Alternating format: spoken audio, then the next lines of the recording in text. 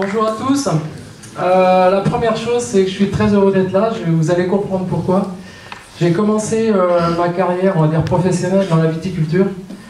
Et je ne suis pas resté très longtemps, hein, 3 mois BTS à Vise, parce que mes parents sont viticulteurs en Champagne. Et j'ai mal tourné. J'avais besoin de m'occuper de l'humain, donc je suis parti dans des études de kiné.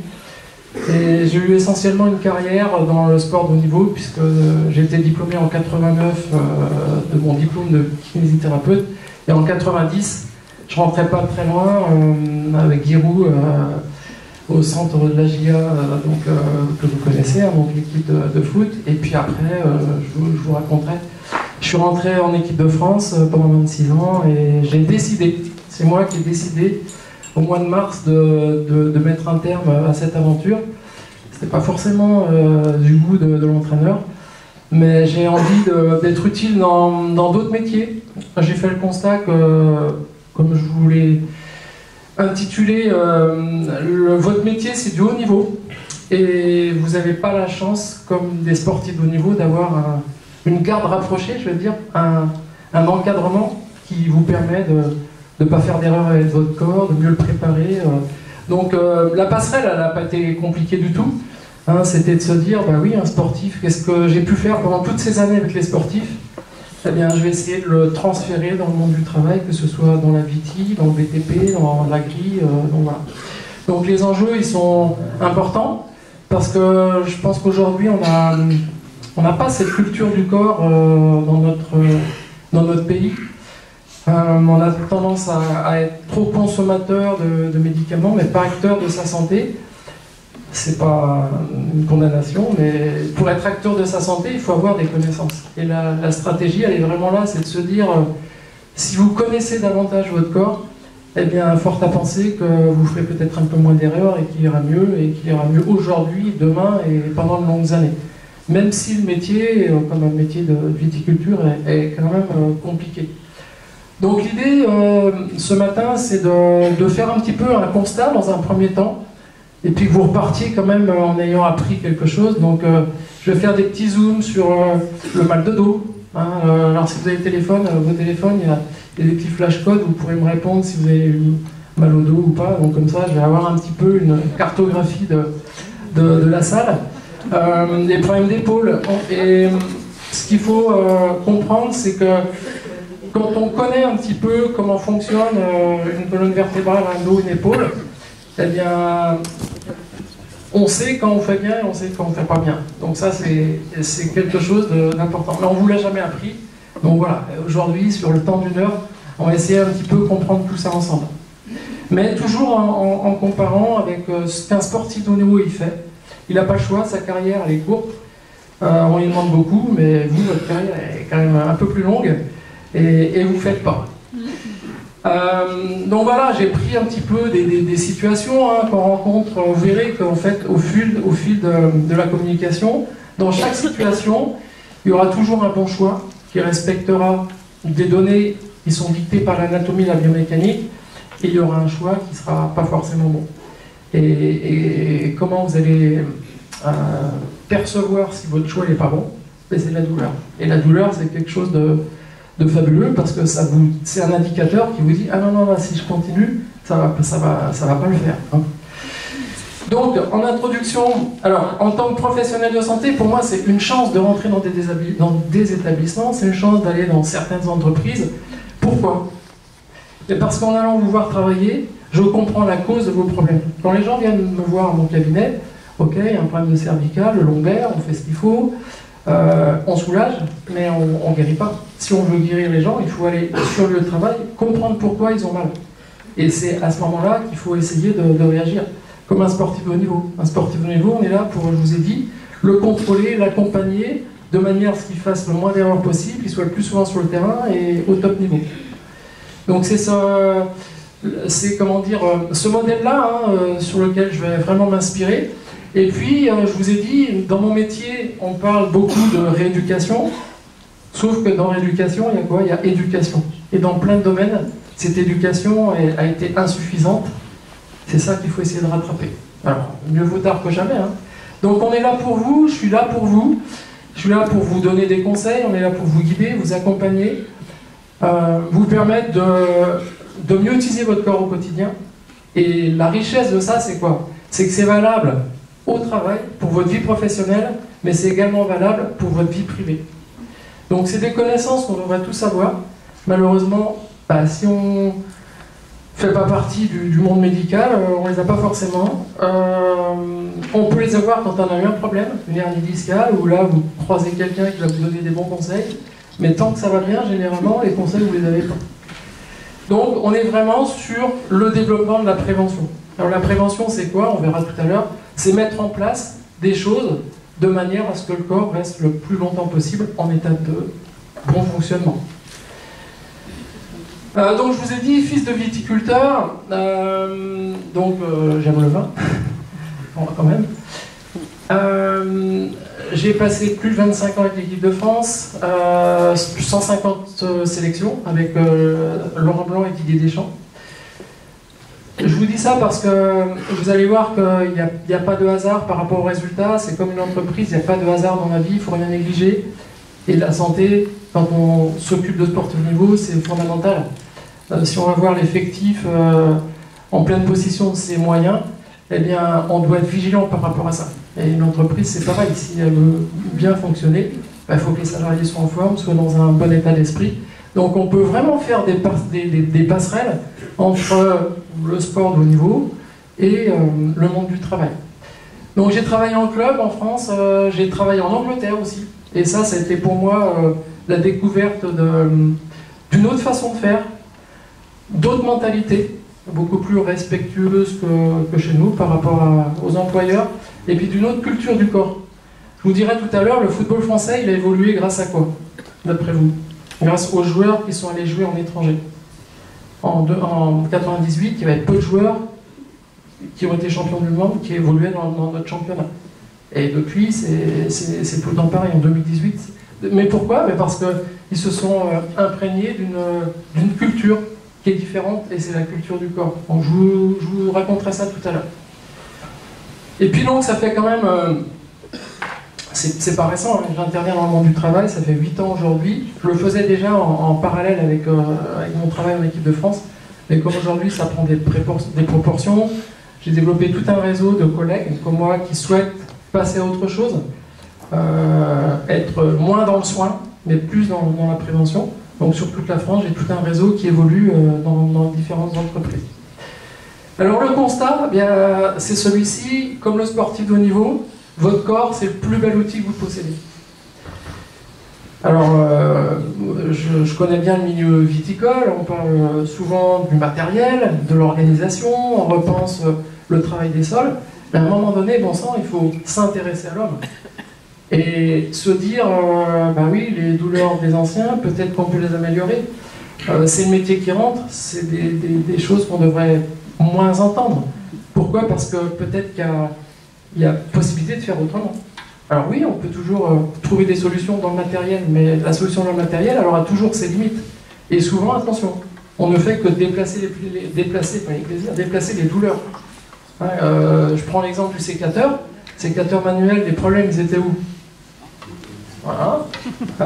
Canal carpien, le coude, sécateur électrique, c'est l'épaule. Pourquoi? 800 grammes. Alors en Champagne, ils travaillent beaucoup sur des chariots, donc ils sont bas, l'épaule elle est dans une position de conflit, et ce que je vous montrerai tout à l'heure, c'est que selon comment vous utilisez cette épaule, soit vous faites frotter les tendons, ou soit ils ne frottent pas. Mais ça, vous ne le devinez pas. Moi, quand je vois certains viticulteurs dans les vignes, quand ils tirent les brins, les bois, comme ça sur le côté violemment, je me dis, ça va pas aller loin cette histoire, parce qu'à un moment donné, à chaque fois, ils mettent en conflit deux surfaces osseuses avec un tendon qui est situé entre, et donc ça va frotter. Et c'est ce qu'on appelle la tendinite, et ça peut aller après jusqu'à une rupture. Donc c'est ça qui est intéressant, c'est de faire le lien, pour moi, entre une activité professionnelle et des potentielles douleurs si on ne respecte pas cette anatomie. Donc, je vous ai dit, votre métier, c'est du haut niveau. Un sportif de haut niveau, en équipe de France par exemple, en permanence, il y a 4 kinés, un ostéopathe, un médecin, un préparateur physique, en permanence. C'est-à-dire que le joueur, quand il a besoin, on est là pour eux. C'est pas mal quand même. Sachant que les problématiques, elles sont similaires à ce qu'on vous demande. Charge de travail, productivité, régularité, il faut durer longtemps. Et vous n'avez pas forcément cette chance d'avoir autour de vous, je vous ai dit, une garde rapprochée, des personnes qui sont là pour vous aider. C'est ça qu'on essaie un petit peu de mettre en place. C'est ça qu'on essaie de faire entrer dans les lycées, de manière à ce que les jeunes aient aussi une autre réflexion, un autre comportement. Et je me dis, les jeunes, c'est aussi eux le changement, à un moment donné. Hein. Donc, c'est des choses qui sont importantes. Alors, le sportif de niveau, il a la particularité, c'est que son corps, on lui apprend à ce qu'il connaisse. Pourquoi ? Pour éviter qu'il fasse trop d'erreurs. Eh bien, aujourd'hui, c'est ça. Vous, c'est pareil. C'est-à-dire que plus vous allez travailler les pieds serrés comme ça, et enrouler le bas du dos, plus vous aurez des problèmes au dos. Alors, ça veut dire quoi? Ça veut dire que si vous comprenez qu'à un moment donné, je ne vais pas tout vous dévoiler, parce que j'ai une petite question tout à l'heure pour voir où vous en êtes. Si vous n'avez pas ces connaissances sur le corps, eh bien, vous ne pouvez pas, en fait, diminuer, voire supprimer les situations qui sont à l'origine de la douleur. Donc ça, c'est la première des choses. Génial. Pourquoi? Parce que ça ne vous demande pas de vous dégager du temps. Parce que souvent, on me dit, ah ouais, il est kiné, équipe de France, il va nous donner des exercices, des étirements, du gainage. Ok, ça, peut-être, ça peut arriver un peu plus tard. Mais déjà, si vous faites le choix de certaines positions qui vont être respectueuses de votre corps, fort à penser que si vous enlevez ce qui fait mal, ça va aller mieux. Prendre un marteau, vous tapez sur les doigts, ça fait mal, vous direz que taper, ça va mieux. Eh bien, avec le dos, si vous travaillez les pieds serrés comme ça, et vous allez comprendre tout à l'heure mécaniquement ce qui se passe quand je vous vois faire ça, je me dis, ok, qu'est-ce qu'il a fait? Eh bien, vous avez mis votre... ça, c'est 2 vertèbres, d'accord? On détaillera un petit peu plus tout à l'heure. Un disque. Et puis, quand vous penchez en avant, vous mettez sous pression comme ça le disque. D'accord? Et à un moment donné, ça fait mal. Parce qu'il y a trop de pression derrière, on peut faire sortir, ça c'est un peu plus tard, mais je ne suis pas là pour vous faire peur non plus.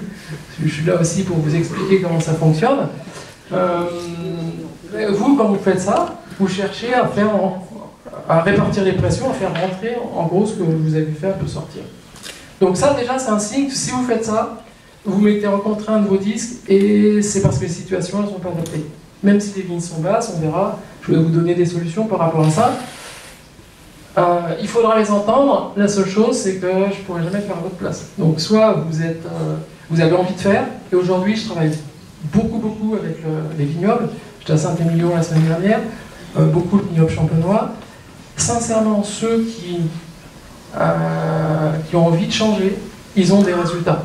Mais je dis toujours, ça ne ira pas aussi vite qu'un anti-inflammatoire. Il faut être un peu patient, mais par contre, ce sera des résultats qui seront durables. Hein. Donc on va détailler un peu tout ça. Donc ça, c'est la première des choses. Commencez par identifier les situations qui sont à l'origine de la douleur. Et puis après, si j'ai un corps conditionné, alors un corps conditionné, ça veut dire quoi? Si j'ai une bonne souplesse, au niveau des adducteurs, au niveau des psoas, au niveau des ischios, à votre avis, ce sera plus facile pour moi de mieux me positionner dans la vie de tous les jours. Mais aussi, si j'ai des bonnes cuisses, hier on a fait un test un peu malheureux avec les jeunes, vous pourrez le faire ce soir si vous voulez. Vous mettez dans cette position, comme ça, vous essayez de tenir le plus longtemps possible. 1 minute 30 déjà, c'est bien. Et les jeunes, ils ont tenu, il y en a 15 secondes, 20 secondes. Ça veut dire qu'ils n'ont pas de cuisses. Mais les cuisses, pourquoi c'est important? Quand vous avez une charge à soulever, les mains sont des pinces, les bras sont des rallonges. Mettez dans cette position, voilà. Ça, c'est quoi en muscu? Un squat. Et le squat, qu'est-ce qui vous permet de soulever? C'est surtout vos cuisses. Quand vous mettez comme ça, là c'est pas le squat, c'est le soulevé de terre. C'est pas les bras qui travaillent, c'est les muscles du dos, les ischio-jambiers et les fessiers. Donc il faut, à un moment donné, comprendre qu'on a besoin d'avoir un corps suffisamment conditionné. Ça veut dire quoi? Souplesse, force et stabilité. Vous travaillez dans des labours, oui, les chevilles, elles ont besoin d'être stables. Quand j'entends des personnes qui me disent j'ai pas d'équilibre, ça se travaille. Ça se travaille l'équilibre. J'ai pas le temps. Si. Vous brossez les dents sur un pied. Vous allez voir, vous allez travailler votre équilibre. On peut toujours trouver des petites choses comme ça. Donc, l'entretien du corps. Mais l'entretien du corps aussi, comme le sportif, ça passe par quoi? Un sportif, avant de commencer son échauffement, il fait quoi? Son entraînement. Mais il s'échauffe. quels sont ceux et celles qui s'échauffent avant de commencer une journée de taille? Ah, il y a quelques doigts là-bas. Bon, mais oui, ça doit rentrer dans des habitudes. Alors souvent on le fait quand? On le fait quand on a un problème. J'ai un problème d'épaule, ben, je vais faire des petits mouvements. Pourquoi? Je vous expliquais quel est l'intérêt de faire des petits mouvements. Bien sûr, on va faire coulisser les fibres, ça va faire un rodage de l'articulation, donc finalement vous allez vous rendre compte que ça va mieux. Mais ça, encore une fois, c'est pas dans notre culture. Or aujourd'hui, dans plein de grosses maisons en Champagne, c'est pas une mode. Ils ont mis en place des échauffements avant de commencer la prise de poste. Ça dure 5 minutes. Hein. On a prévu justement de faire une petite routine là, tout à l'heure. Vous allez voir, ça apporte vraiment quelque chose de positif. Et puis ça crée aussi de la cohésion entre les équipes. Donc ça, c'est important de comprendre ces éléments-là. Le sportif, il n'a pas le choix. Le sportif, il n'a pas le choix, on ne lui donne pas le choix. Mais, et vous, ben, aujourd'hui, il faut évoluer par rapport à ça. Alors, quand vous voyez des athlètes de très haut niveau, qui sont encore au très haut niveau, à 35, 40 ans, vous pouvez vous dire, c'est tout sauf du hasard. Moi, j'ai eu la chance de connaître les Giroud, les Lloris, les Mandanda, les Benzema, les joueurs déjà d'un certain âge. Je vous garantis qu'ils ont mis en place des choses par rapport à leur corps, par rapport au fait de l'entretenir, par rapport au fait de s'intéresser à leur alimentation. Heureusement que c'est comme ça quand même, parce que sinon ce serait pas très juste. Donc ils n'ont pas le choix parce que la carrière elle est courte, parce qu'ils sont dans des activités où le sport est exigeant, les matchs sont rapprochés de plus en plus, et puis surtout, moi j'ai beaucoup toujours insisté là-dessus avec eux. Vous avez une vie après votre carrière. Si vous matraquez votre corps à 40 ans, vous allez faire quoi avec vos enfants ou petits-enfants? Donc il faut avoir cette vision de dire ce que je fais aujourd'hui, c'est pour préparer demain. Et malheureusement, on n'a pas cette... on compte trop souvent sur le monde médical. On se dit, bah oui, j'ai un problème, je trouverais bien un chirurgien, un magicien qui va m'enlever mon hernie discale et autres. Mais non, une hernie discale, c'est vous qui vous la fabriquez, elle ne tombe pas du ciel. Ok? Donc aujourd'hui pour demain, surtout, alors quand je vous dis pas un hasard, ça c'est les 4 grandes finales que j'ai eu la chance de faire. J'ai fait la finale, ça a commencé en 2016 à Paris, à l'Euro. Ensuite il y a eu la finale en 2018, qu'on a gagné en Russie.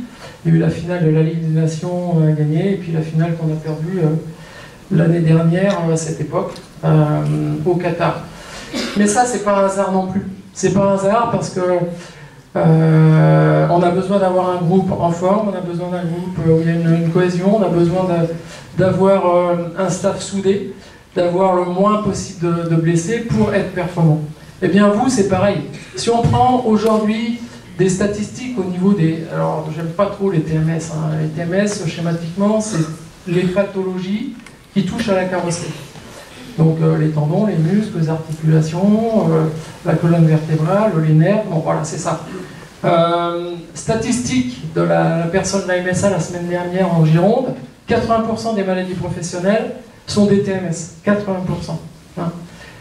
Alors donc ça c'est quand même plutôt alarmant, mais au-delà de ça, c'est que ça impacte quelque part votre corps, votre capital santé, peut-être l'avenir professionnel, parfois. Hein. Et c'est ça qui va pas bien.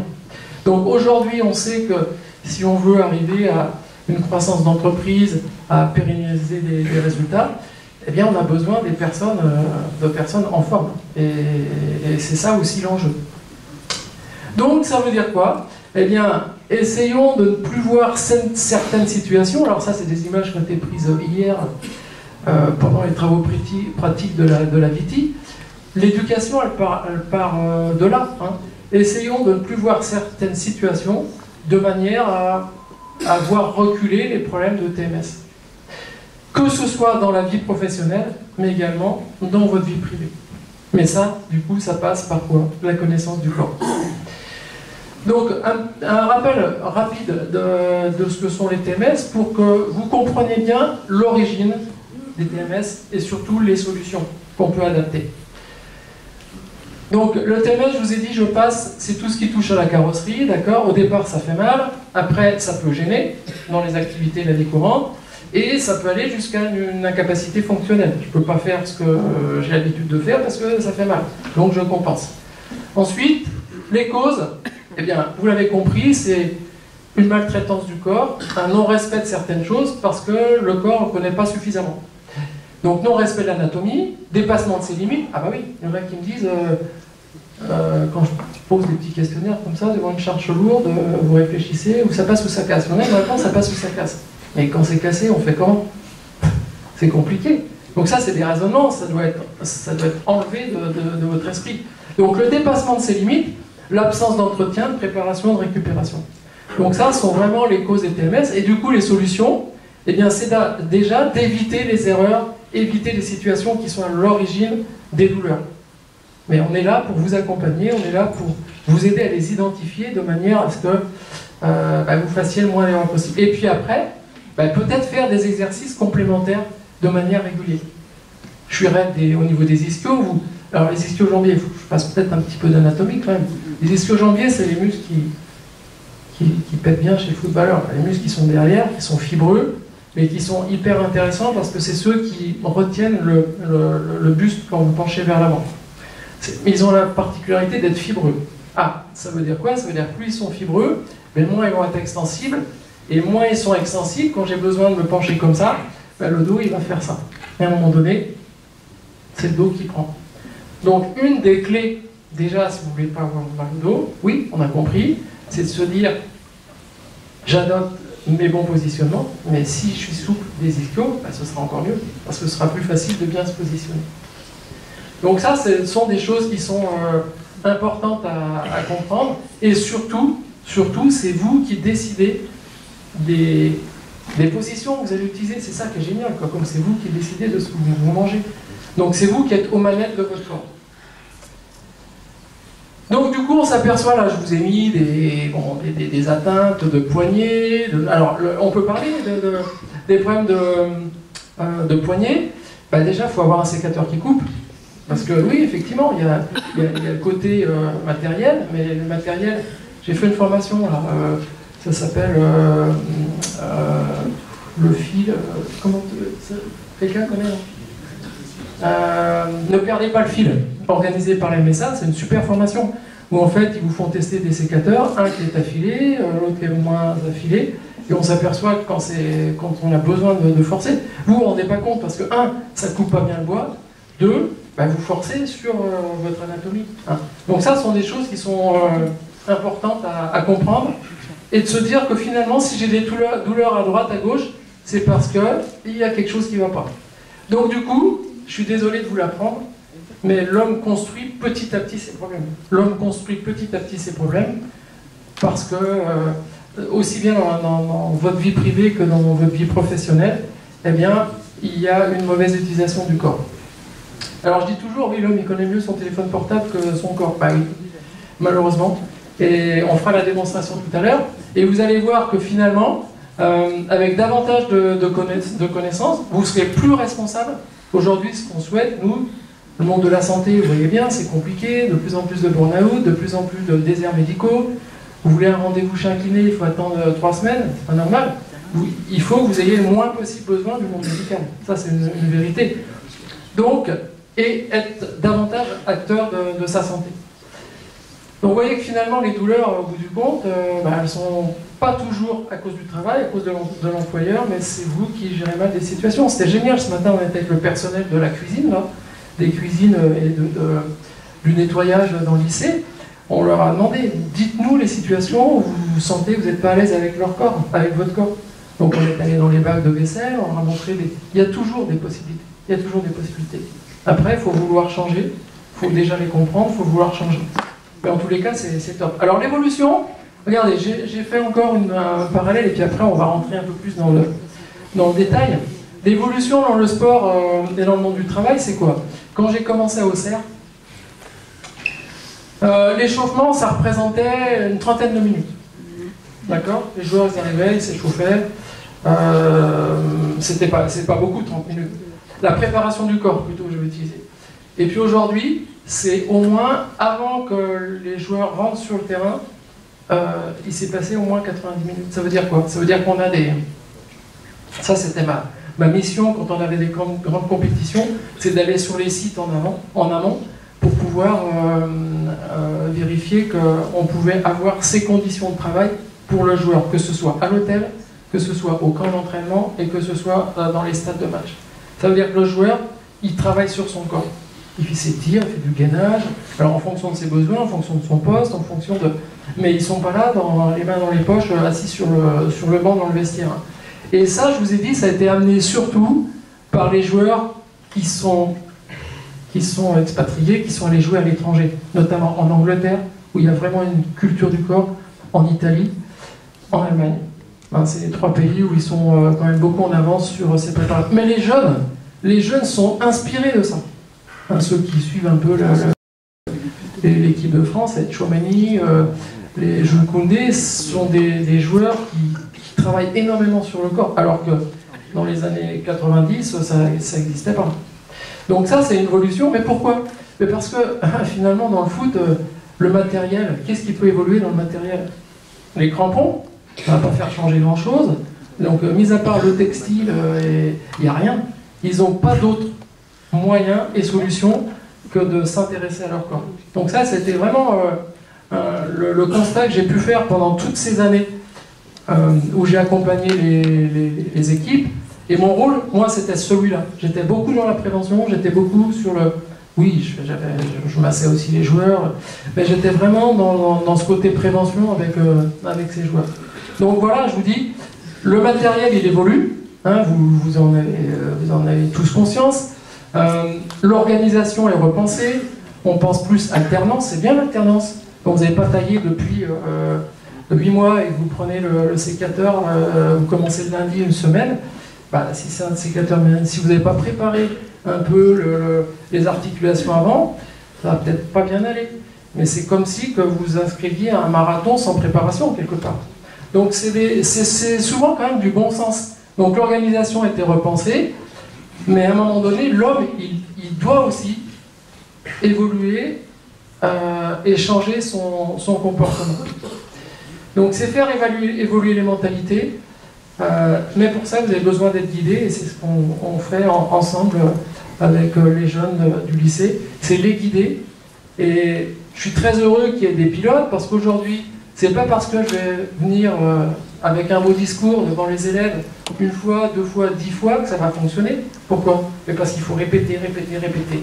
C'est comme un musicien, il doit répéter ses gammes, un sportif, il doit répéter ses gammes, un viticulteur, il doit répéter ses gammes de manière à ce qu'il automatise de nouvelles habitudes. D'accord? Alors, au final, pourquoi il faut se poser les bonnes questions? Pourquoi y a-t-il des personnes qui se blessent très souvent et d'autres pas? Pourquoi il y a des sportifs qui restent au très haut niveau et d'autres pas? Il ne faut pas chercher des responsables. Et ça, c'est la force de Didier Deschamps qui responsabilisait tout le temps les joueurs. Et maintenant, si tu es blessé, c'est pas de la faute du préparateur physique, c'est pas de la faute du médecin, c'est toi en premier, le responsable. Bon, après, sauf s'il prend un adversaire, des fois il y a des... Mais ce qu'on appelle les blessures intrinsèques, c'est quand il n'y a pas de contact avec un joueur, le joueur il a quand même une part de responsabilité. Ok, donc du coup, eh bien, ce qu'il faut vraiment développer, c'est la prévention. Et je vous ai marqué, le sportif il n'a pas le choix, mais pour moi c'est la meilleure médecine de demain, la prévention. Alors, c'est pas dans notre culture, donc c'est pour ça qu'on part de loin. C'est pour ça que je suis bien content qu'il y ait beaucoup de monde ce matin, parce qu'il y a vraiment des messages à faire passer autour de la prévention. Je pense que c'est lié aussi à notre couverture sociale qui est très très très confortable, mais qui ne nous tire pas vers le bas, qui ne nous tire pas vers le haut, qui nous tire vers le bas. C'est-à-dire quand on a mal, on appelle le médecin, on prend des cachets, on s'arrête, on ne s'arrête pas. On ne s'arrête pas généralement quand on est viticulteur. Et on refait les mêmes erreurs. Donc moi j'ai des chefs d'exploitation qui me disent non mais la médecine c'est du business, je vois mes gars quand ils sont dans les vignes, ils sont comme ça, ils ont mal au dos, on les arrête, et ils reviennent, ils font la même chose. Oui, quelque part il n'a pas tort, mais le médecin il n'a pas cette formation pour vous donner d'autres solutions. Moi j'ai mon fils qui est médecin, je connais très bien comment ça fonctionne. Ils ont une formation qui est basée sur l'allopathie, sur les médicaments pour soulager, mais ils n'ont pas forcément cette vision des choses pour s'attaquer à la cause des problèmes. Donc c'est important. Mais encore une fois, le sportif, lui, il n'a pas le choix. Et puis, j'ai eu la chance de voyager. Il y a des pays où ils sont beaucoup plus en avance que nous. Dans les pays scandinaves, ils ont une culture du corps, ils ont une culture de la santé qui est complètement différente. Alors, donc la prévention primaire, j'ai justement vous poser une petite question là, et vous allez me répondre, j'espère, convenablement. Si je vous pose aujourd'hui la question, la prévention, qu'est-ce que ça représente pour vous? Est-ce que vous mettez en place des choses de manière régulière en vous disant, ben voilà, je fais ça pour rester en forme tout le temps, je fais ça pour ne pas avoir mal aux articulations? Je vous pose la question. Oui? Vous faites du sport.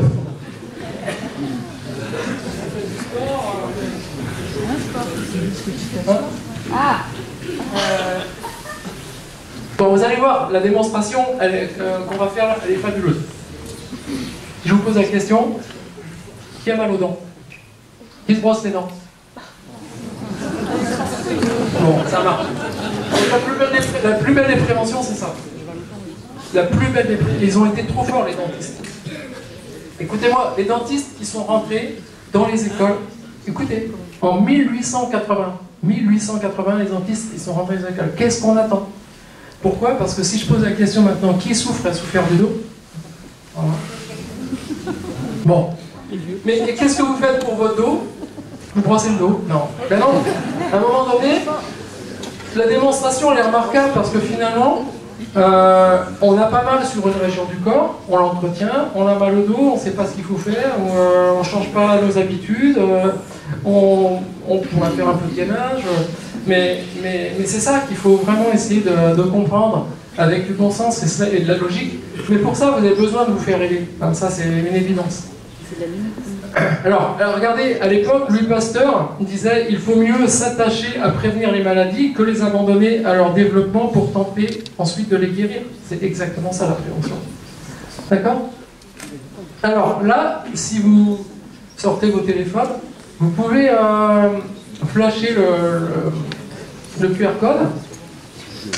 Et je vous demande de répondre à cette question. Lorsque vous devez approcher vos mains du sol pour ramasser un objet ou attraper une charge, voilà, quelle est la recommandation la plus importante? Et vous pourrez cocher qu'une seule réponse. Et je reviendrai sur les résultats après, là, je regarderai après, ouais, pour regarder, il faut quand même téléphone. Ça marche ou pas? Est-ce que ça marche? Prenez le temps de répondre, on ira après sur les réponses. Ok? Donc du coup, d'après vous, si vous avez tous mal au dos, on va plus être dans la prévention primaire, on va être dans la prévention secondaire. C'est bon pour le faire quoi? Donc du coup, on n'est plus sur la prévention primaire, mais on va être sur la prévention secondaire. Ça veut dire quoi secondaire? Vous avez mal au dos, ce qu'il faut arriver, c'est déterminer pourquoi vous avez mal au dos et arriver de changer des habitudes. Sinon, si vous ne changez pas vos habitudes, vous allez voir, voilà. Et encore une fois, il ne faut pas se dire, ah oui, c'est le métier, c'est ci, c'est ça. Ok? Donc, je vous ai dit, la chance que j'ai, moi, c'est de pouvoir vraiment, dans ce que je développe, m'attaquer à la cause des problèmes. Et c'est compliqué parfois, hein, les tracteuristes, quand il faut regarder la charrue comme ça, parce qu'elle aime, le dos, ce qu'il aime le moins, c'est les flexions. Ah ben là, on est en plein dedans. Avec les... bon. Alors, il n'y a pas toujours des solutions, oui, il faut peut-être arriver à pivoter un peu sur le siège, il y a des caméras, mais c'est surtout entretenir une bonne mobilité des cervicales. Ça va être déjà à la base de ça. Donc du coup, c'est ce qu'on a fait hier, par exemple l'après-midi, ce matin également, c'est observer, analyser les situations dans lesquelles on peut apporter du conseil et du changement de comportement. Bon, mais ça vous choque pas. Moi, quand je vois quelqu'un comme ça, je me dis, il n'a pas été éduqué. Il n'a pas été éduqué, il ne sait pas un dos comment ça fonctionne. Parce que s'il est comme ça, maintenant la réponse, vous l'avez. La réponse à ma question, c'est de maintenir les courbures de la colonne vertébrale. C'est ça la réelle réponse par rapport à les travaux que vous devez faire vers le sol. C'est pas de plier les genoux, parce que quand on est viticulteur, si on plie les genoux en permanence, bah, vous aurez deux prothèses de genoux à 50 ans. Mais on plie les genoux en fait pour garder la courbure de la colonne vertébrale. Ok, bon, ça, oui, c'est les chariots champenois. Bon, j'ai des personnes, quand ils ébourgeonnent, ils vont arracher des trous d'air comme ça dans cette position-là. J'espère que ça vous choque bien.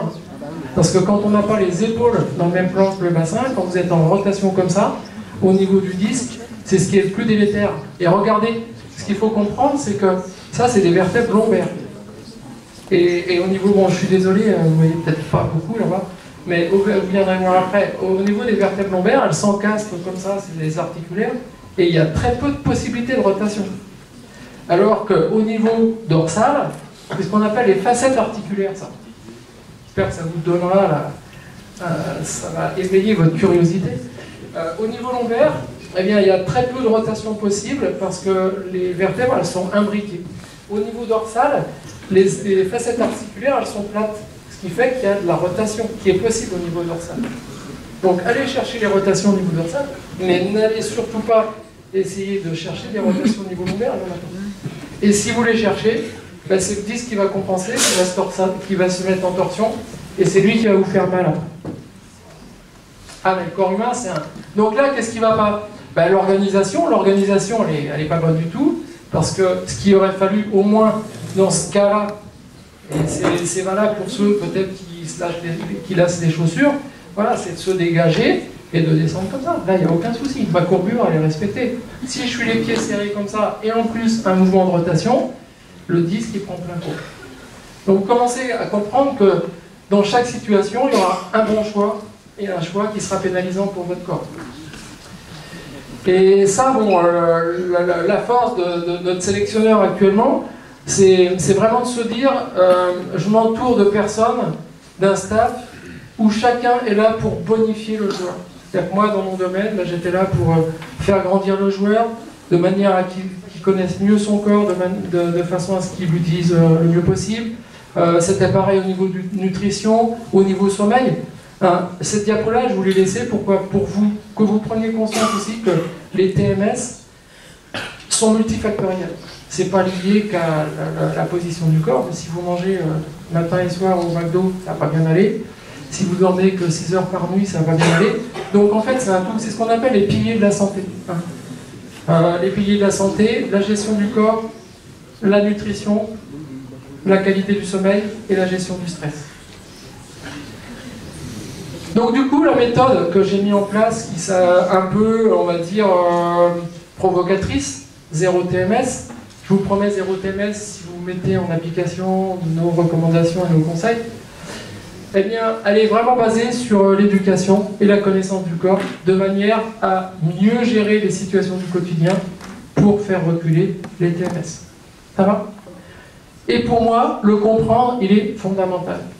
Comprendre comment ça fonctionne. Alors, un autre exemple, les genoux. Quand je vois des personnes qui sont dans les vignes comme ça, le genou, mais vous savez pas, un genou aussi, il fonctionne comme ça. Ça, dans le sport, c'est quoi? Si je prends un coup là, c'est une entorse. Ça, c'est l'entorse du genou. Donc, ligament latéral interne, croisé, on se met le croisé comme ça. Donc, ça veut dire que, on a eu le cas d'un jeune étudiant là, maçon, avec la pelle, il y allait comme ça. Et footballeur, ah ouais, ça veut dire qu'il va sur le terrain dimanche, il a fragilisé son genou toute la semaine, ben, peut-être que faute à pas de chance, le genou il va partir. Donc le genou, l'articulation, donc ça veut dire que je me mets dans cette position-là. Mais j'arrête de mettre le pied à 90 degrés par rapport à...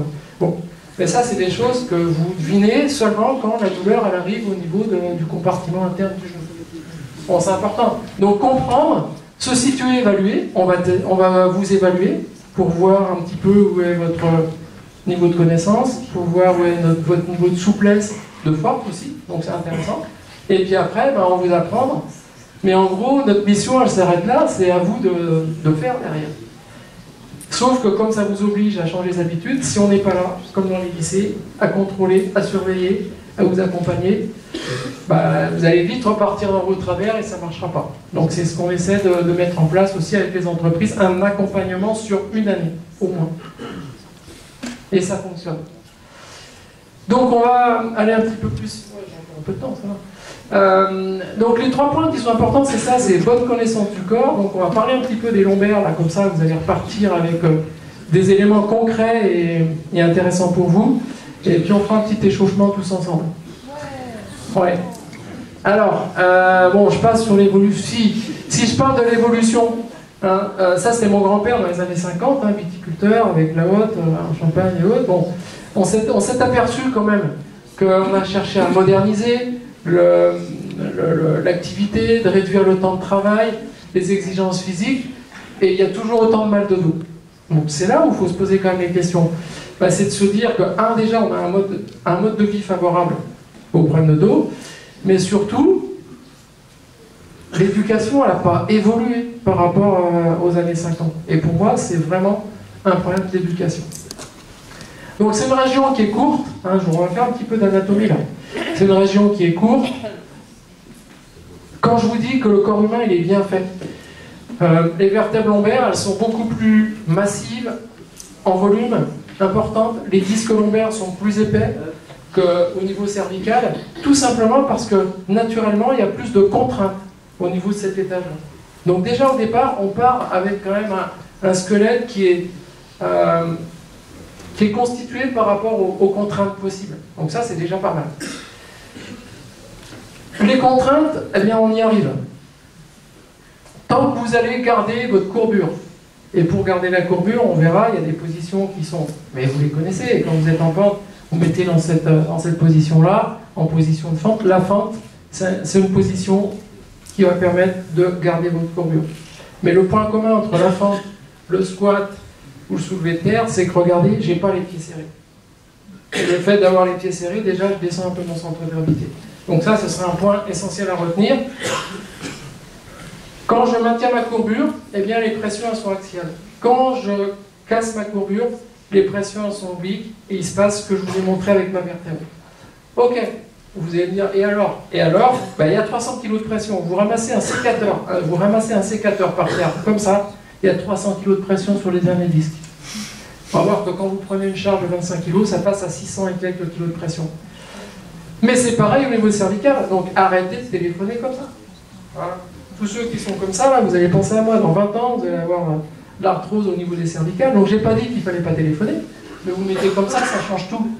Parce que vous avez retrouvé votre courbure au niveau cervical. Vous vous rendez pas compte aujourd'hui, parce que c'est la sommation des mauvaises habitudes qui vont faire que, ah ben dans 20 ans, ah ben oui, je commence à avoir un petit peu d'arthrose. Enfin, ça va se préparer doucement, mais c'est comme ça que ça fonctionne. Le corps, il enregistre les erreurs, et puis à un moment donné, ça coince. Donc, par rapport au poids de la charge, ce qu'il faut vraiment retenir aujourd'hui, et regardez peut-être ceux qui ont eu mal au dos, ou dans votre entourage, on a eu encore l'exemple ce matin d'une personne qui te dit « Ah, j'ai eu mal au dos », finalement c'était en ramassant une poubelle de papier. Bah oui, donc ça veut dire que c'était pas lourd. Eh bien, l'important, c'est pas le poids de la charge, c'est la manière dont vous allez soulever la charge. Pourquoi? Parce que quand c'est lourd, vous n'êtes pas zinzin. C'est lourd, donc j'ai à vous positionner. Et en fait, c'est toujours quand c'est une charge anodine qu'on va l'attraper comme ça, et c'est là où ça ne va pas le faire. Donc ça, c'est vraiment une chose à retenir. L'important, c'est pas le poids de la charge, c'est la manière dont vous allez soulever. Et la manière dont vous allez soulever, c'est de maintenir la courbure de la colonne vertébrale. Voilà, donc typiquement, quand vous faites ça, vous essayez de rétablir les pressions que vous avez mises sur votre disque intervertébral. Donc, voilà, si vous restez comme ça, à tailler, à attacher les brins, à un moment donné, votre vertèbre est comme ça, et vous faites le mouvement inverse pour faire rentrer ce que vous avez fait sortir. Donc, la réponse tout à l'heure à ma question, c'était ça, c'est d'arrondir le bas du dos. Ben non, surtout pas. De fléchir les genoux, c'est une solution, mais pas l'unique, parce que je vous ai dit, si vous fléchissez toujours les genoux, c'est les genoux qui vont s'user. Et c'est surtout la réponse de conserver la courbure lombaire, de maintenir la courbure lombaire. Alors on a des procédés, on l'a fait ce matin, qui sont géniaux. C'est mieux que les t-shirts Perco ou d'autres choses que vous connaissez. C'est des petites bandes de couleurs, peut-être vous avez déjà vu, rose, bleu, noir, qu'on colle en fait au niveau du dos. Et les personnes, elles travaillent pendant une journée avec ces bandes-là. Alors on la met sous tension, la bande, ce qui fait que dès que vous faites ça, ben, la bande, elle ne vous empêche pas de mal faire, mais elle vous renseigne que vous êtes mal placé. Hein, donc ça s'appelle des bandes de tapping. Ça, c'est quelque chose qui est génial pour savoir quand on fait bien et quand on ne fait pas bien, quelque part. Les bandes de quoi, les bandes de tapping. Voilà, c'est ça. Mais s'il y en a un ou deux, si vous voulez que je vous montre comment on les colle, c'est avec plaisir. Donc on les met sous tension et on les colle au niveau de la région lombaire de manière à ce que vous ayez un système de rappel. C'est un peu comme je vous ai dit, les t-shirts Perco, sauf que c'est collé, donc c'est 100 fois mieux. Donc du coup, il faut que je vous donne des solutions. Et les solutions, ce sera quoi? Eh bien, c'est ce que j'ai appelé les 4 F. Les 4 F, c'est 4 possibilités qui vont vous permettre de maintenir la courbure. 4, la fente. Voilà. Moi, je sais plus faire autrement quand j'ai à lasser mes chaussures que de faire comme ça. Je ne sais plus faire autrement. Parce que j'ai automatisé j'ai eu mal au dos aussi, donc j'ai pas tout dit. Mais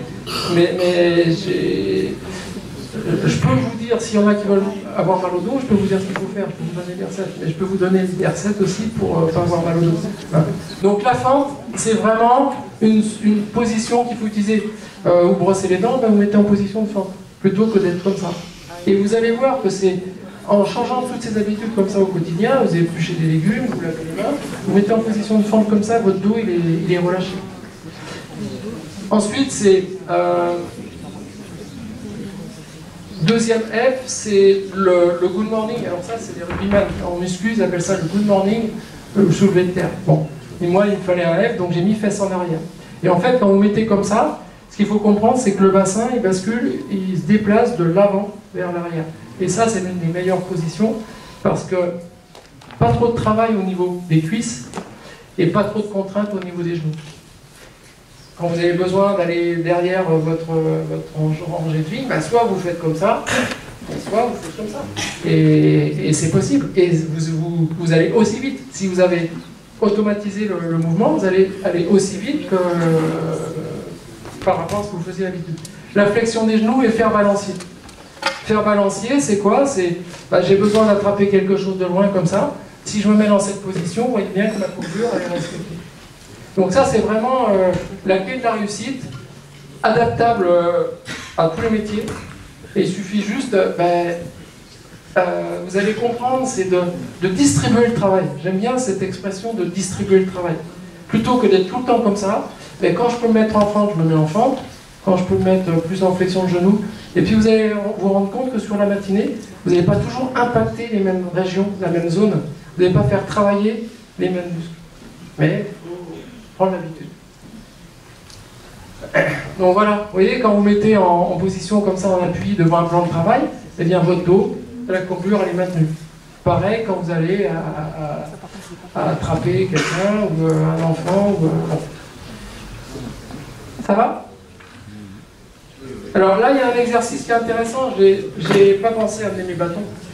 Mais vous prenez un bâton, en fait, vous essayez à la maison, vous le mettez en contact avec, ça peut se faire avec un balai, avec les cervicales, avec le bas du dos, et vous essayez justement de basculer comme ça. Et vous allez voir que les personnes qui ne maîtrisent pas le mouvement de bascule du bassin, en tout cas ça vous parle, le mouvement de bascule du bassin, il se fait autour de la hanche. Donc la hanche, elle est là. Voilà. Et ce qu'il faut, c'est arriver à basculer le bassin de cette manière. Bon. Et vous allez voir que malheureusement, celui qui n'arrive pas à ça, et ça c'est en EPS, c'est ce qu'ils font lors des premières séances de PS, mais il ne peut pas faire autrement, il ne peut pas bien se positionner dans les... Regardez le jeune là, à ce niveau-là. Bon, on rigolait, c'est des élèves en CF1 de bâtiment, donc c'est quelqu'un qui va être maçon. Donc regardez, il essaie donc de retrouver cette position-là, mais il n'y arrive pas parce qu'il n'a pas intégré ce mouvement de bascule du bassin. Vous allez voir, là, regardez, hop là, le bâton il ne reste pas en contact. Alors que, donc, vous comprenez qu'on est vraiment dans l'éducation, dans le ressenti du corps, et ça c'est trop important dans le monde du travail. Alors j'essaie de vous montrer celle-là. Voilà, regardez. Là, il fait bien. Là, il engage bien son bassin. Il va engager son bassin vers l'arrière, ce qui fait qu'il garde le contact au niveau du dos. Et là, il est bien placé. Ça veut dire quoi? Pardon. Quand vous êtes en situation comme ça, dos arrondi, vos muscles ne travaillent pas. Quand vous êtes en situation où vous allez garder la courbure, vous essayez là. Alors on va faire un petit exercice là sur les chaises. Vous passez votre main dans le bas du dos, vous allez sentir une bosse, un creux, une bosse. Et bien ça c'est quoi? C'est vos muscles qui travaillent. Et ça c'est hyper important. On peut faire ça là sur la chaise.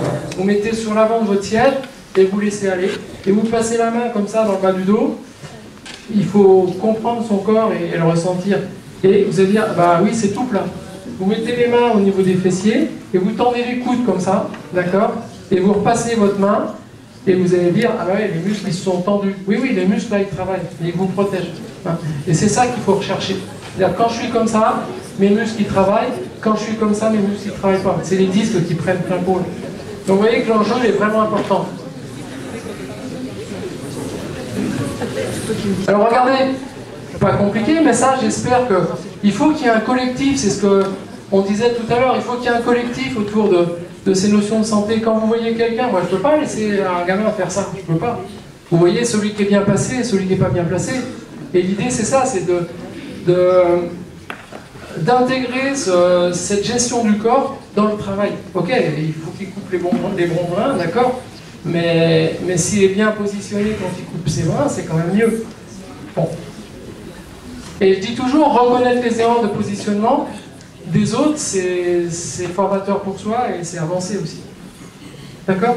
Donc vous voyez que finalement, ça c'est les personnes que j'ai assemblées, je les connais, hein, les problèmes. Quand il faut entraîner dans une palette où vous n'avez pas un gerbeur, il faut y aller là où hein. C'est possible. Mais ce sera plus facile si vous avez un peu de souplesse aussi. Mais si vous y allez comme ça, vous n'allez pas aller longtemps. Donc c'est possible dans les vignes, c'est possible... bon, mais il faut arriver... Alors un moyen, donc je vous ai dit, pour savoir si vous faites bien, c'est de passer la main comme ça dans le bas du dos. Et puis l'autre moyen, c'est de... Je vais vous montrer, vous mettez une main sur le sacrum. Là, le sacrum, c'est... Le sacrum, il est ici. Les lombaires, ils sont là. Donc en fait, vous mettez une main comme ça. Vous mettez une main comme ça là, sur le sacrum, l'autre sur les lombaires, et vous faites communiquer le premier doigt et le cinquième doigt. Et quand vous penchez, vous devez garder le contact entre ces deux doigts. Je vous montre. Comme ça. Voilà. Et là, je garde le contact. Dès que je fais ça, j'ai tout contact, et ça veut dire que vous avez la pression. Quand il n'y a plus le contact, ça veut dire que vous mettez de la pression sur vos disques. Et donc la solution que je vous propose, c'est ça. Hein, c'est de se dire, alors finalement la ceinture lombaire, c'est bien ou c'est pas bien? On ne devrait pas appeler ça ceinture lombaire, on devrait appeler ça ceinture abdominale. Parce que la ceinture lombaire, vous mettez une ceinture lombaire, avec une ceinture lombaire, vous pouvez travailler comme ça, hein, sans problème. Donc elle sert à quoi? Elle sert à serrer le ventre. La ceinture lombaire, elle sert plutôt à protéger des problèmes de parois, des problèmes de hernie inguinale, mais pas tant que ça au niveau du dos. Alors oui, avec les baleines, ça vous donne envie de vous bien positionner, mais c'est pas ce qu'il y a de mieux. Ok? Alors regardez, c'est la Coupe du Monde de rugby là. Il faut prendre des images comme ça. Regardez des haltérophiles. Hein, ils font pas n'importe quoi hein, quand ils se positionnent. Hein. Pas le choix. Hein. En rugby, en mêlée, les gars, ils sont bien positionnés au niveau du dos. Ils ne peuvent pas pousser comme ça. Donc ça prouve bien que il y a une éducation obligée. En haltérophilie, la première des choses, c'est l'éducation, c'est le placement du dos. Et c'est une super discipline pour comprendre comment le dos, on doit l'utiliser. Donc, au final, eh bien, le plus important, donc, pour le moment à retenir, c'est que la colonne vertébrale a des courbures, il faut essayer de garder ces courbures. Et il y a une loi mathématique, c'est pas moi qui l'ai inventée, qui dit la résistance de la colonne vertébrale, c'est le nombre de courbures au carré, 3 au carré 9 plus 1, 10. Si vous cassez une courbure et vous réappliquez la formule, on descend à 5. Donc du coup, eh bien, je vous ai dit, c'est travailler les pieds écartés, ne pas enrouler le bas du dos, varier les positions, ça c'est important, et toujours garder les épaules dans le même plan que le bassin. Ça veut dire je bouge les pieds. Je ne reste pas pied fixe Alors c'est pas facile des fois quand vous êtes sur des machines, des tireuses ou autres, il y a un mouvement de rotation. Ben, il faut à un moment donné, et parce que vous avez vu que les rotations au niveau lombaire, elles n'existaient pratiquement pas. Comme je vous ai dit tout à l'heure, dans chaque situation, ben, il y aura toujours des situations qui vont respecter le fonctionnement. Alors, j'ai pris exprès là, pas que des situations de travail, là on est au travail, mais ceux qui font des abdos comme ça, là, ah ben, ils font plus de mal que de bien. Sur le court terme, ils sentent ça chauffe, ça travaille, mais quand on fait ça, on enroule les lombaires, si on ne rentre pas le ventre, on pousse l'intestin vers le bas, on crée des pressions partout. Donc il y en a qui se développent des pubalgies en faisant des abdos comme ça, par exemple. Bon. Alors regardez le genou dont je vous parlais tout à l'heure. Hein. Alors ça ne fonctionne pas comme ça, un genou. Il faut vraiment que vos pieds soient parallèles. Bon. Sur les chariots, pareil, là, des images champenoises, si on pousse le chariot comme ça va bien aller. Hein. Moi j'en ai, ils poussent le chariot comme ça, en plus ils mettent la cheville. Donc à un moment donné, ils ont mal à la cheville ici, ils ont mal au genou là, non. Alors que s'ils se mettent comme ça, eh bien, ils ont réaxé en fait la cuisse avec la jambe et il n'y a aucun problème. Donc c'est qu'une question de choix. Et vous voyez là, c'est possible. Et puis après, les épaules. Alors, l'épaule, ce qu'il faut savoir, c'est que sa position de confort, c'est ça, l'épaule. D'ailleurs, quand vous avez des opérés d'épaule, peut-être vous avez déjà vu, ils sont... Pourquoi? Parce que c'est là où elle est le mieux centrée. Et c'est là où et plus on va s'éloigner de cette position-là, plus on va mettre l'épaule en contrainte. C'est-à-dire que, déjà, on se tourne si on peut. Les conseils que je vous ai donnés par rapport aux rotations au niveau du dos, c'est pareil au niveau des épaules. Donc il faut être très mobile en fait, souvent. Et la chose la plus importante, c'est de comprendre en fait comment elle doit fonctionner.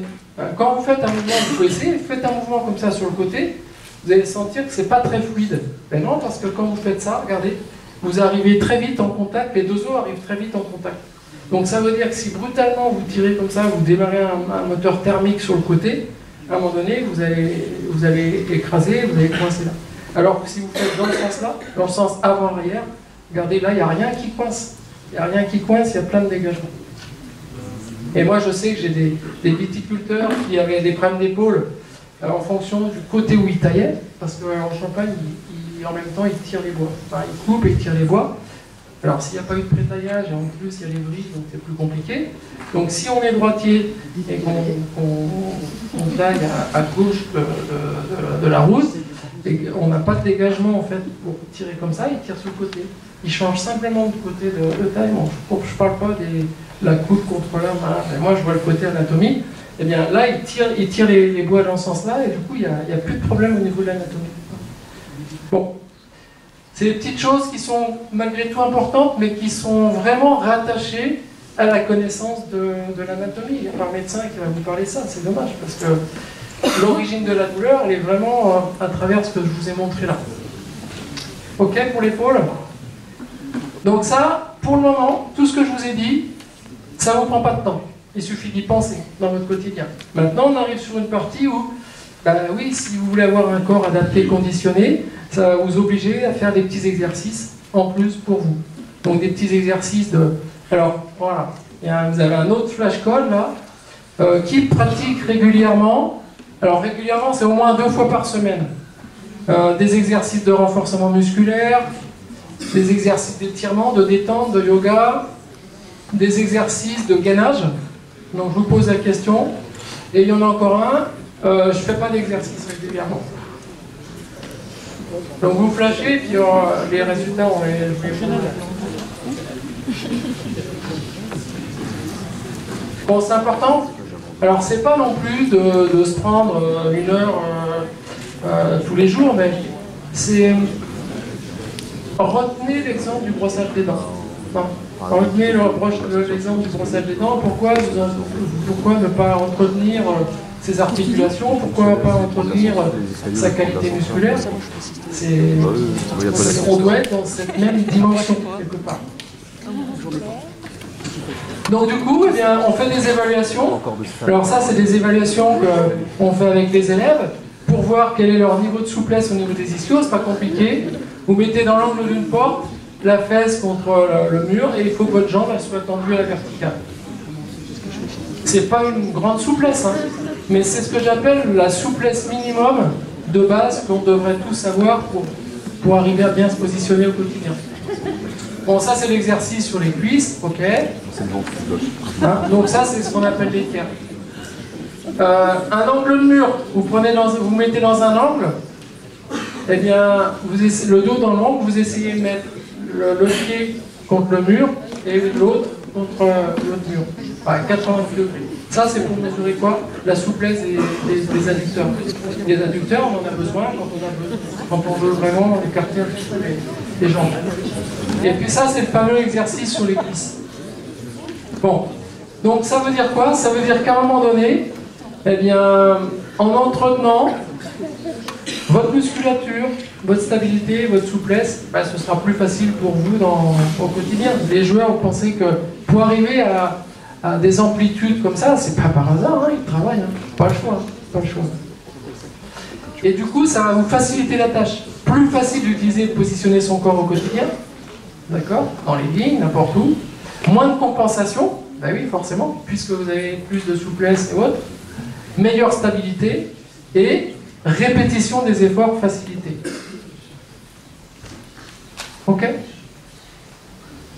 Bon, ça c'est par exemple un petit circuit de gainage, ça prend 5 minutes. 5 minutes. Mais 5 minutes, le gainage c'est renforcer devant, sur les côtés, derrière, pour que la colonne vertébrale elle soit bien maintenue. Ce qu'il faut savoir, c'est qu'entre chaque vertèbre, il y a des petits muscles là, qui vont d'une épine à l'autre, qui permettent d'assurer la stabilité de cette colonne vertébrale. Ok, alors là j'ai une petite vidéo que je peux vous montrer qui symbolise un petit peu ce qu'on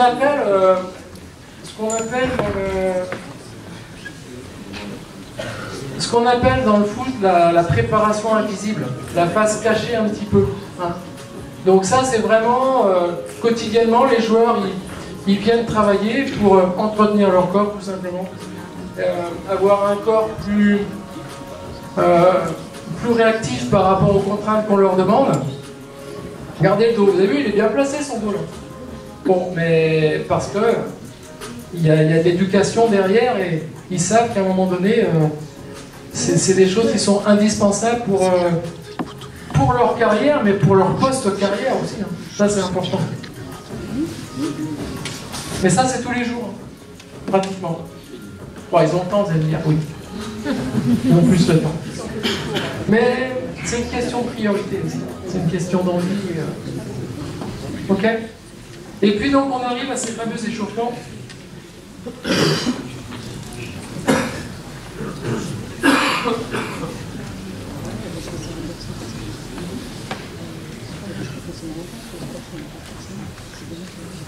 Les échauffements, c'est du bon sens aussi.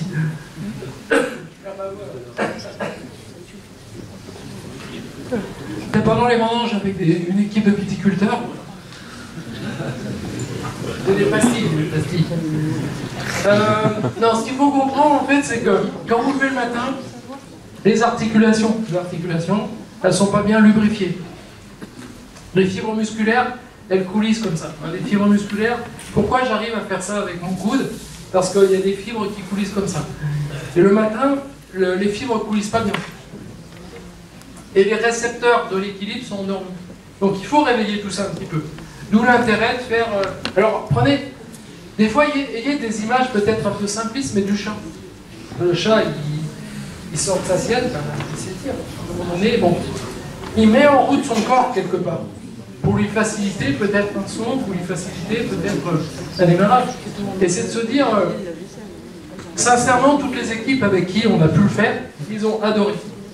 On dit, mais finalement, ça nous permet de rentrer plus facilement dans la journée, moins fatigué, et c'est vraiment quelque chose d'intéressant.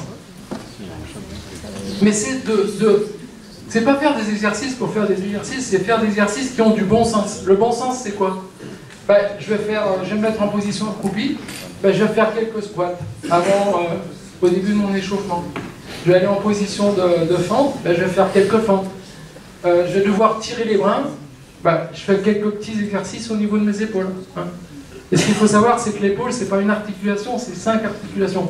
Quand vous faites ça, ça ne doit pas craquer. Si vous faites ce mouvement-là et que ça craque, ça veut dire que votre épaule, elle n'est pas fluide. Donc la solution, c'est quoi? C'est d'aller rechercher un petit peu des voies de passage. Régulièrement, vous faites des petits mouvements comme ça de piston. Quand vous faites ça, parce qu'après, il y a voilà, petit mouvement de piston, c'est ça. C'est de se dire, j'étire la zone capsulaire comme ça, simplement en descendant. Celui-là est important. Autre exercice important au niveau des épaules, c'est celui-là. Pourquoi il est important? Parce que l'omoplate, elle coulisse sur la cage thoracique. Et le coulissement, il faut qu'il se fasse bien. Pourquoi? Mais quand vous avez besoin d'aller chercher quelque chose très haut, c'est pas gênant. Hein, quand j'entends des fois les personnes qui disent non, le bras au-dessus du cœur, faut pas. Mais bien sûr que si, vous faites plus rien sinon. Ce qu'il faut, c'est avoir une bonne mobilité au niveau de votre épaule. Et c'est ça qu'il faut travailler. Si vous avez une bonne mobilité au niveau de votre épaule, il n'y a pas d'intérêt. Et puis donc le dernier exercice, c'est celui-là, pour recentrer l'épaule. Sur les épaules, il y a 4 exercices phares qu'il faut retenir. C'est le mouvement de piston, le mouvement de coulissement, le mouvement de recentrage, parce qu'en fait les épaules, elles souffrent d'être décentrées. C'est de la mécanique, le corps humain, je suis désolé, mais il y a un décentrage en fait qui se procède, et finalement ça frotte plus. Donc tant qu'elle n'est pas recentrée, l'épaule, ça ne va pas bien. Donc le recentrage, c'est ça. Et le dernier exercice, c'est celui-ci. Vous allez faire mais j'ai des petits pictos là, que vous pourrez prendre après. L'exercice dans les deux sens. Et ça, c'est vraiment très riche. Vous prenez l'habitude de faire ça tous les jours. Ça vous prend 3-4 minutes.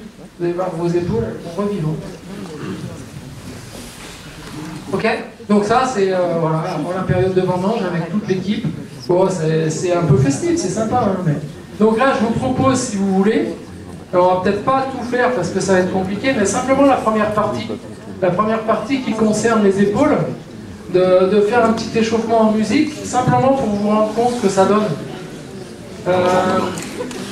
Donc du coup, on va exactement faire les exercices que je vous ai détaillés. Le premier, c'est le mouvement de glissement, comme ça. Le deuxième, c'est le mouvement de coulissement de l'épaule. Le troisième, ça va être simplement le mouvement de recentrage. Quatrième, ça va être celui-ci pour travailler devant, derrière. Rotation d'épaule, et puis super. Puis on s'arrête pas là, parce qu'après, ça va être compliqué dans les sièges. Alors on commence par l'épaule droite. Tout le monde est chaud pour le faire? Allez, mettez-vous debout, mettez-vous debout.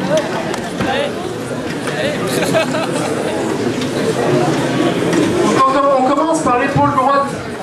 Donc le premier mouvement, c'est celui-ci. On va bien descendre l'épaule, d'accord, en soufflant.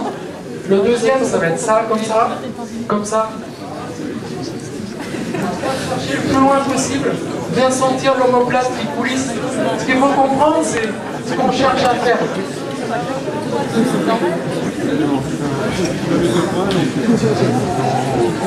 Vous entendez?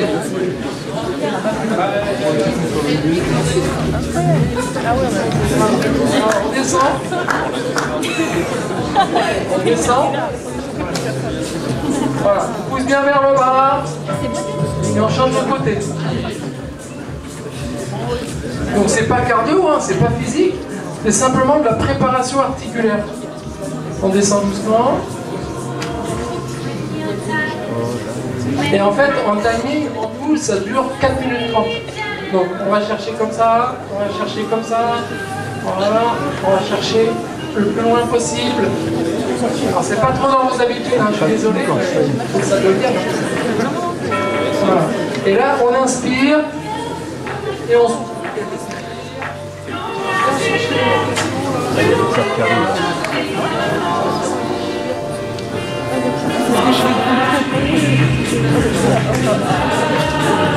Ça va la musique, elle vous plaît?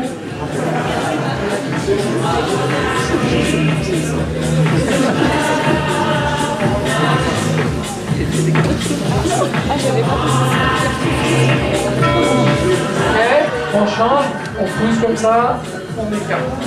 On pousse. Donc là, on travaille les pecs. Vous allez travailler à la cisaille là. Donc là, c'est là où on va faire les deux épaules doucement. Et je vous ai dit, ça ne doit pas craquer. Si ça craque, c'est que c'est pas fluide.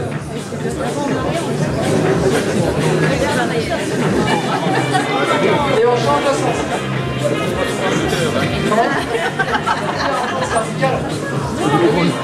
Ça tire au cervical parce que les épaules elles sont reliées direct à la nuque. Et le dernier, voilà, le dernier c'est simplement ça.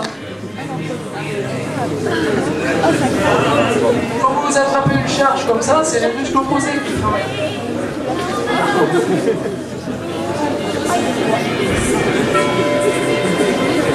Bon, c'est pas mal. Et puis les cervicales quand même, justement. Les cervicales, flexion, extension.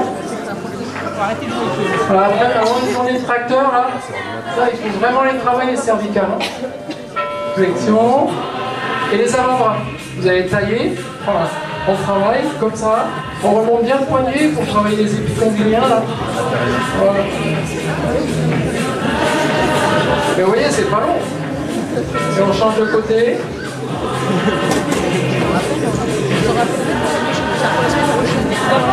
Vous sentez tout de suite que ça chauffe. Hein. Après, ça va être compliqué. C'est les membres inférieurs, il faut de l'espace. Ok ?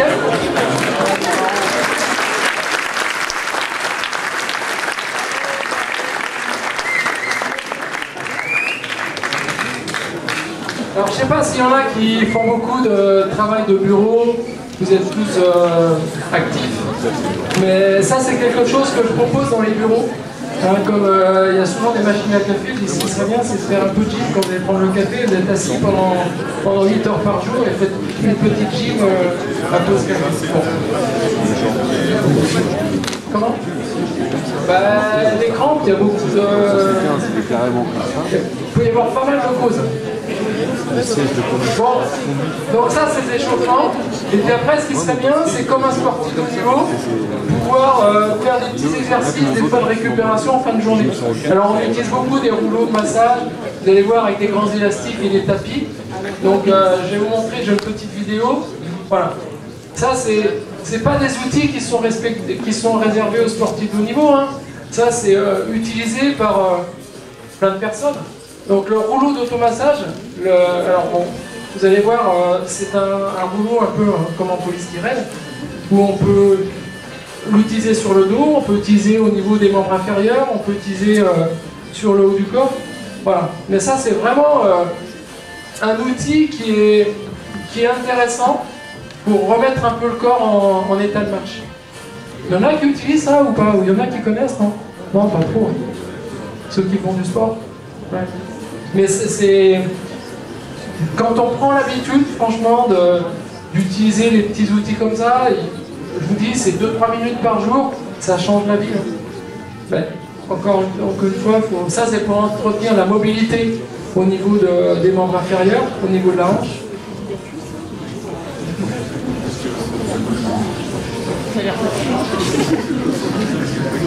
Bon, ça c'est souvent des séances qu'on fait en récupération. Après les matchs ou quand on a voyagé, là, on revenait de Turquie, on était en Andorre là, et en fait on leur fait une séance comme ça pour libérer le corps, pour permettre au corps d'être le plus rapidement possible actif. Bon, ils rangent le matériel, c'est mieux. Ok. Donc je vous ai dit, bah, vous brossez les dents, ce qui serait bien c'est d'entretenir un petit peu d'autres parties du corps par des petits exercices comme ça. Et bon, faut arriver à connaître un peu tout ça, à ressentir surtout, parce qu'aujourd'hui, sincèrement, si vous faites quelque chose et que le corps ressent les bienfaits, vous allez continuer. Et c'est ça qu'il faut arriver, c'est à ressentir les bienfaits de voilà. Donc, ce qu'on propose en dehors des lycées, hein, ce qu'on a mis en place dans les lycées, et ce qu'on propose aussi nous pour les autres entreprises, eh bien, c'est tout un accompagnement comme ça sur une année. Et l'objectif, en fait, au bout d'une année, c'est de valider un certificat où vous nous prouvez que vous avez compris, vous avez un minimum de connaissances sur le fonctionnement du corps et un corps suffisamment souple et fort. Donc c'est intéressant parce qu'on voit l'évolution au fil du temps Et il n'y a que comme ça que ça peut fonctionner. Les one-shot, si on fait une intervention, c'est pas possible. Ok? Donc ça s'adresse à tout le monde. Il y a à la fois du travail en salle et sur le terrain, parce que c'est sur le terrain qu'on comprend vraiment les choses. Et puis on espace généralement les interventions de 1 mois et demi, de manière à ce que vous puissiez mettre en place ce qu'on a pu vous enseigner. Après, on a de l'affichage, voilà, comme ce genre de... je ne sais pas où elles sont, qui vous donne des piqûres de rappel. Voilà, comme aujourd'hui, c'est pas dans vos habitudes, il faut avoir des stimuli comme ça extérieurs pour vous rappeler tout simplement. Alors les résultats, ils sont tout bénefs. C'est système gagnant-gagnant, aussi bien pour l'entreprise parce qu'il y a une diminution des plaintes, étant donné que les personnes se disent « Ah bah oui, finalement, c'est moi qui ne connaissais pas mon corps, donc c'est peut-être à cause, j'ai une part de responsabilité dans mes douleurs. » Bah, déjà, c'est plus le même comportement par rapport aux plaintes. On est beaucoup plus sur la responsabilisation. On devient plus acteur de sa santé, et puis forcément, il y a moins de personnes en arrêt, donc il y a plus de productivité. Et pour le salarié, il y a vraiment une satisfaction de pouvoir utiliser ces conseils-là, bien sûr au travail, mais dans la vie de tous les jours. Bon, je passe, ça c'est des résultats. La méthode a été primée par le PPTP, donc a été reconnue meilleure méthode de prévention dans la santé au travail. Donc c'est quand même une fierté. Et puis il y a des témoignages là, de viticulteurs où ils disent que ça leur a changé la vie de comprendre qu'on pouvait utiliser le corps différemment. Et si vous faites, vous allez voir que ça va changer. Pour terminer, eh bien, moi je dis vraiment c'est une chance, bravo au lycée viticole de Beaune. C'est une chance que des responsables, la direction, que vous ayez des pilotes qui ont envie de vous aider, qui ont envie d'aider les jeunes, et souhaitent peut-être rattraper les défauts de notre système d'éducation ou de santé, mais en tous les cas, chapeau, et ça va fonctionner, j'en suis sûr, étant donné l'état d'esprit que je ressens déjà à travers tout le monde. Ça doit marcher, parce que je dis toujours, c'est pour vous. On s'intéresse à l'homme, on s'intéresse à son corps, et quand il y en a qui m'embêtent, je leur dis mais il ne vous intéresse pas votre corps. À un moment donné, voilà, ils reviennent vite au galop. Il faut s'intéresser à son corps de manière à ce qu'il y ait moins de contraintes. Les clés de la réussite, c'est avoir envie, accepter d'être proposé, rejeter la routine, se remettre en cause parfois, sentir davantage responsable de ses douleurs, et puis surtout, pas tenir compte du regard des autres. Et oui, ça, combien de fois je l'ai entendu dans les vignes, les échauffements, ouais, on fait comme les Chinois, non, mais c'est pour vous, ce que l'on pensait, les viticulteurs qui sont dans la parcelle d'à côté, commencez pas à penser ce que peut-être l'autre va penser, non, c'est pas possible. Alors, juste pour terminer, parce qu'il y en a plein qui me disent « Ouais, mais non, mais c'est trop tard, moi, il me reste 2 ans à faire. » Non, il n'est jamais trop tard. On peut commencer à en tirer les bénéfices à tout âge. Je vous ai dit, il faudra juste être un peu patient. Mais en tous les cas, ça va être durable, ça va durer. Quand vous mettez en place des nouvelles habitudes, avec des postures qui respectent plus l'anatomie, ben, je vous garantis que ça fonctionne. Et regardez la mémé là. Ah, c'est pas mal, hein. Il n'y a pas 20 ans hein, non plus. Hein. Bon, et c'est 100 trucs en jeu. Bon, pour terminer, oui, juste ça, c'est à vous, mais on ne peut pas faire à votre place. Voilà, je vous ai apporté quelques petits conseils. Vous pourrez les récupérer, je sais pas, on va mettre à l'entrée, ça c'est les positions économiques. Et puis ça, c'est sur la petite routine d'échauffement. Juste en conclusion, oui, juste en conclusion, j'ai mon fils qui est médecin et qui m'accompagne sur des conférences, il conclut toujours par ça. Préoccupez-vous de votre corps et de votre santé aujourd'hui afin de ne pas avoir à vous occuper de vos douleurs et de vos maladies plus tard. La vraie prévention, c'est ça. Je vous remercie de votre attention.